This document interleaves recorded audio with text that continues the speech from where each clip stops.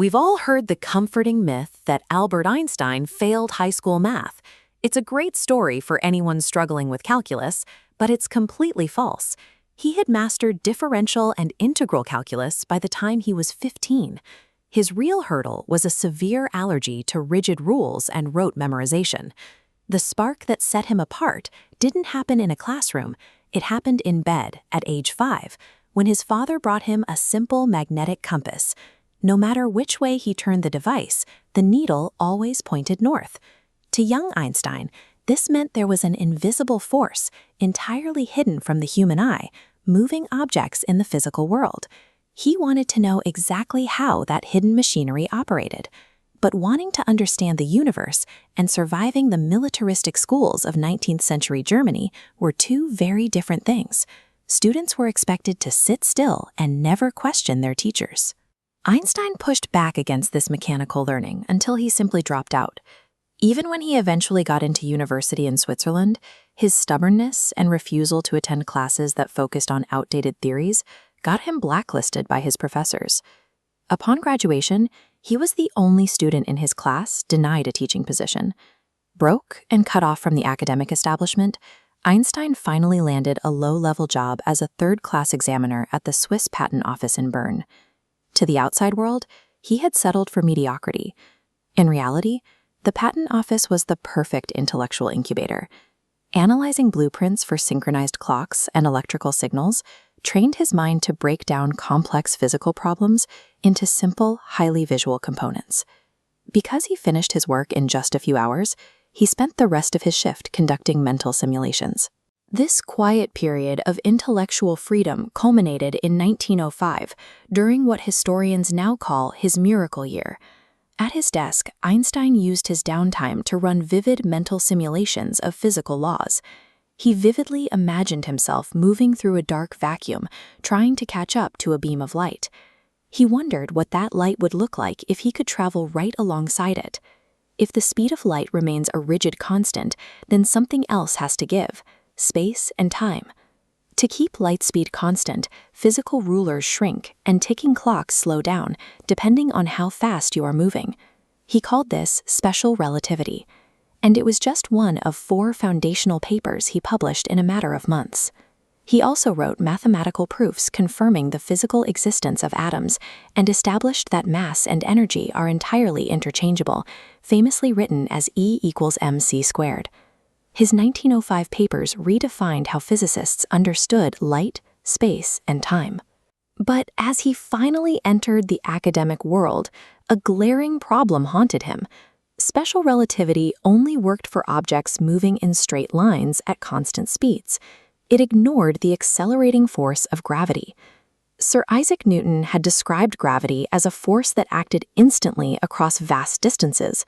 But Einstein's new rules dictated that nothing could travel faster than light.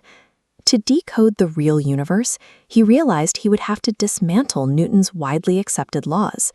The breakthrough came from a visualization Einstein later called the happiest thought of his life. He imagined a man falling off a roof and dropping an apple. In that specific moment of freefall, the apple would just float beside him. To the falling man, gravity simply does not exist. From this, he derived the equivalence principle, the realization that gravity and physical acceleration are the exact same phenomenon. General relativity proposes space and time are a single, flexible fabric.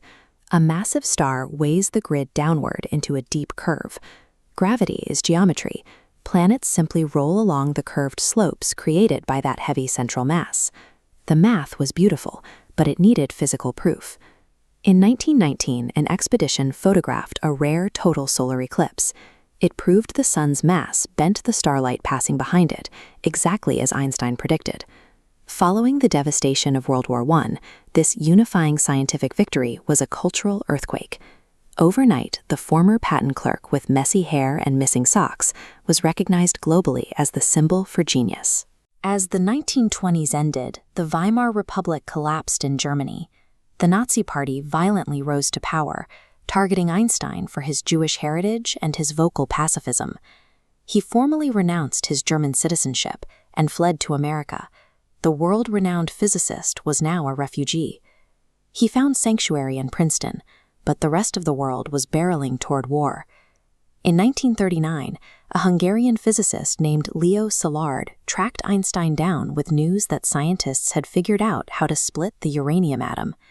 When a heavy atom splits, the missing fraction of mass is converted into pure energy. The math of E equals mc squared translated directly into the physical mechanism for a nuclear chain reaction. Realizing Nazi Germany could build a bomb, Einstein signed a warning letter to President Franklin D. Roosevelt, catalyzing the massive American effort to build it first. Einstein never worked on the Manhattan Project himself. But when the atomic bomb devastated Hiroshima and Nagasaki, he was crushed by a deep personal sense of responsibility. He spent the rest of his life fighting for nuclear disarmament. Simultaneously, he was losing a parallel battle inside the world of physics. A new generation, led by Niels Bohr, was proving that the subatomic world doesn't follow elegant, predictable rules. Instead, particles operate entirely on random probability. In a twist of irony, the greatest rebel of physics became the conservative old guard. He refused to accept quantum mechanics, arguing with Bohr that a perfectly ordered God does not play dice with the universe. Einstein spent his final years in peaceful but increasing isolation at the Institute for Advanced Study in Princeton, New Jersey.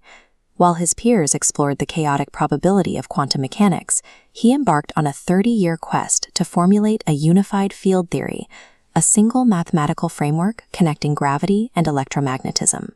He tried to read the mind of God right up until his final breath in 1955. He never found that final equation.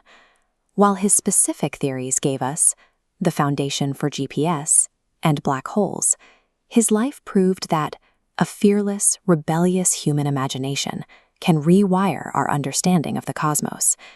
If you want to keep exploring the hidden mechanics of our universe, like this video, subscribe to the channel, and join us in the next episode.